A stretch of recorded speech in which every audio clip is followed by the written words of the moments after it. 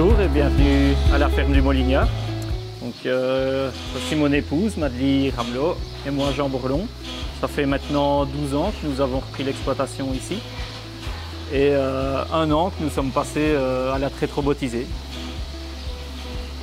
Depuis 12 ans, on travaillait en entravé, donc on n'avait pas de salle de traite. Et tout avait de l'âge, tout devenait vétuste et ça devenait vraiment très difficile de traire tous les jours, matin et soir. Et ça prenait de plus en plus de temps, donc il fallait moderniser. En plus, nous avons aussi un atelier de diversification. Et alors ça nous prenait quand même du temps, enfin c'était plus, la traite robotisée est venue pour en fait nous dégager un peu plus de temps vis-à-vis de la diversification et des travaux de la ferme en général aussi, quoi. En fait, il fallait dégager beaucoup de temps parce que tout l'été, je ne sais pas aller l'aider dans la ferme et le mois de décembre non plus. Et donc il fallait trouver des heures de travail. Puis les robots, en tout cas l'été, on déjeune en famille maintenant. Et ça n'arrivait jamais, sauf le dimanche.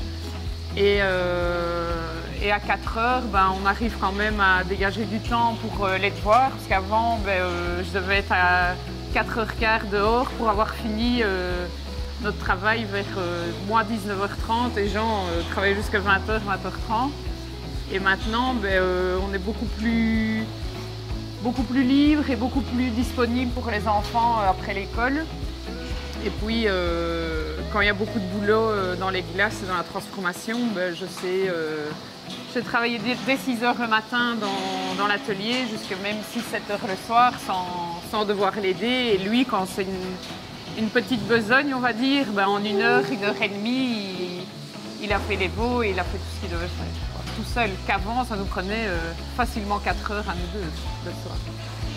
On a gagné quand même assez bien de rendement au niveau des vaches. Et les vaches sont beaucoup plus calmes et beaucoup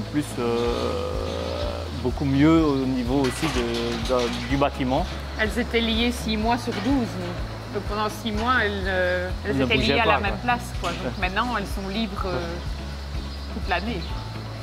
On a augmenté en production par vache, a bien augmenté. Du moins, on arrive à être plus stable que par rapport à avant où quand les vaches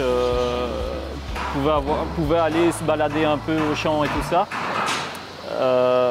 Après, une fois qu'elles rentraient à l'étable et qu'elles devaient rester à l'étable, elles avaient tendance à chuter en production parce qu'il y avait moins de locomotion et moins de confort. Mais maintenant, on garde une certaine stabilité au niveau de la production, donc ça a permis une augmentation de la production par vache. Qu'est-ce que vous pensez des informations que vous recevez du robot, point de vue santé des vaches, etc.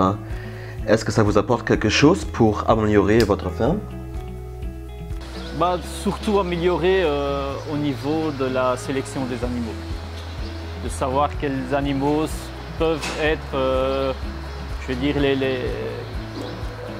quels animaux pourront avoir les futurs descendants qui seront les plus aptes aux robots et les plus rentables au niveau de la production. Et comment vous avez trouvé les lits? C'est via des amis qui avaient mis des robots et voilà. À la base, moi, je ne partais pas vraiment sur de la traite robotisée et puis à force de parler et de voir un peu les choses, on se rend compte que c'est quand même des machines qui fonctionnent fort bien et puis donc voilà, on a fait le pas. Est-ce que vous êtes content avec votre Lily Center, point de vue action, réaction, maintenance, etc.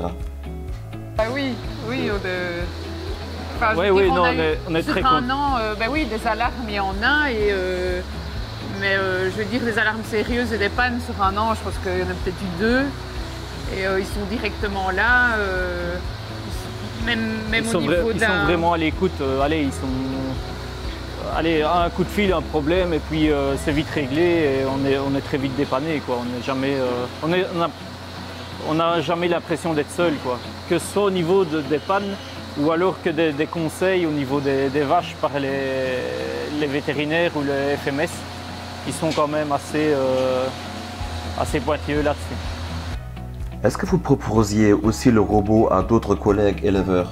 Oui, on leur propose le robot. Maintenant, c'est un choix personnel et un choix financier aussi. Voilà, ce sont des choix personnels avant tout.